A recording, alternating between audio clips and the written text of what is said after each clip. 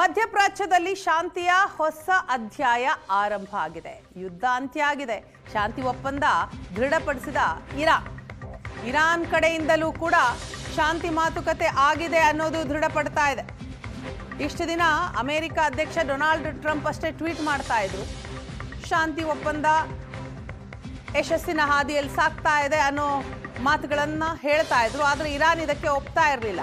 ಯಾವುದೇ ಶಾಂತಿ ಒಪ್ಪಂದ ಆಗಿಲ್ಲ ಅಂತಾನೆ ಹೇಳ್ತಾ ಇತ್ತು. ಈಗ ಕೊನೆಗೂ ಕೂಡ ಇರಾನ್ ಕಡೆಯಿಂದಲೂ ಮಾಹಿತಿಗಳು ಬರ್ತಾ ಇದೆ. ಶಾಂತಿ ಒಪ್ಪಂದದ ಕುರಿತು ಅಧಿಕೃತ ಮಾಹಿತಿ ಇರಾನ್ ಉಪ ವಿದೇಶಾಂಗ ಸಚಿವ ಕಾಝೆಮ್ ಗರಿಬಾಬಾದಿ ಪ್ರತಿಕ್ರಿಯೆಯನ್ನ ಕೊಟ್ಟಿದ್ದಾರೆ. ಒಪ್ಪಂದದ ಕರಡು ಪತ್ರದಲ್ಲಿ ಇರಾನ್ನ ಬೇಡಿಕೆಯನ್ನ ಉಲ್ಲೇಖಿಸಲಾಗಿದೆ. ಅಧಿಕೃತ ಸಹಿಯಾದ ತಕ್ಷಣ ಕರಡು ಪ್ರತಿ ಪ್ರಕಟಿಸುತ್ತೇವೆ. ಇರಾನ್ ಉಪ ವಿದೇಶಾಂಗ ಸಚಿವ ಕಾಝೆಮ್ ಗರಿಬಾಬಾದಿ ಹೇಳಿಕೆಯನ್ನ ಕೊಟ್ಟಿದ್ದಾರೆ. ಕರಡು ಪತ್ರದಲ್ಲಿ ಇರಾನ್ನ ಬೇಡಿಕೆಗಳೆಲ್ಲವೂ ಕೂಡ ಉಲ್ಲೇಖ ಆಗಿದೆ. ಅಧಿಕೃತವಾಗಿ ಆ ಬೇಡಿಕೆಗಳಿಗೆ ಸಹಿಯಾದ ತಕ್ಷಣ ಕರಡು ಪ್ರತಿಯನ್ನ ನಾವು ಹೇಳ್ತೀವಿ ಅಂತ ಈ ಮೂಲಕ ಯುದ್ಧ ಅಂತ್ಯ, ಶಾಂತಿ ಒಪ್ಪಂದ ದೃಢ ಅಂತ ಇರಾನ್ ಕೂಡ ಸ್ಪಷ್ಟಪಡಿಸ್ತಾ ಇದೆ.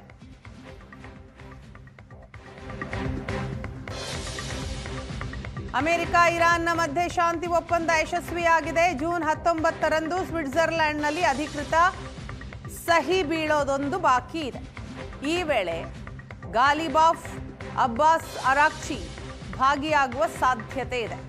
ಸ್ವಿಟ್ಜರ್ಲೆಂಡ್ನ ಜಿನಿವಾದಲ್ಲಿ ನಡೆಯಲಿರುವಂತಹ ಸಹಿ ಕಾರ್ಯಕ್ರಮ ಜೂನ್ 19ನೇ ತಾರೀಕು.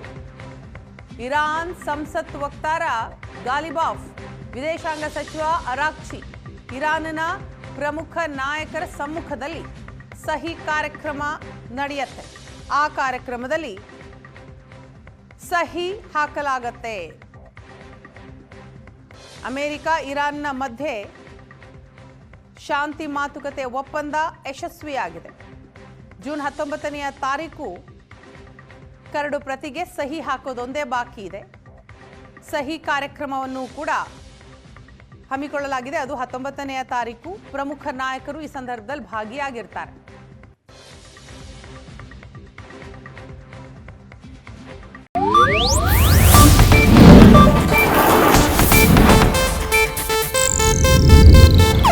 ಇದು ಏಷ್ಯಾನೆಟ್ ನ್ಯೂಸ್ ನೆಟ್ವರ್ಕ್ ಪ್ರಸ್ತುತಿ.